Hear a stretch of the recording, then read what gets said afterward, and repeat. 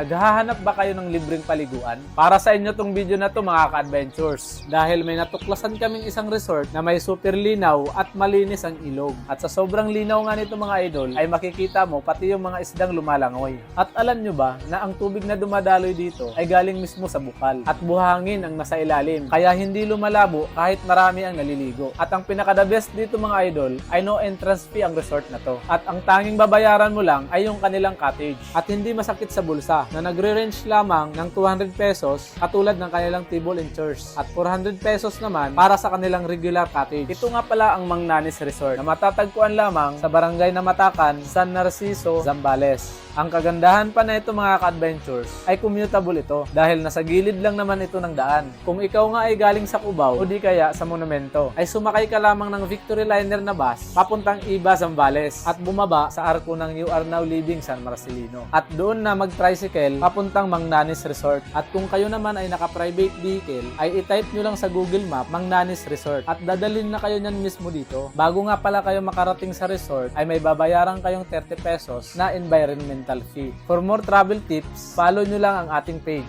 Ito nga pala si Kuya Randy Adventures. Enjoy and God bless!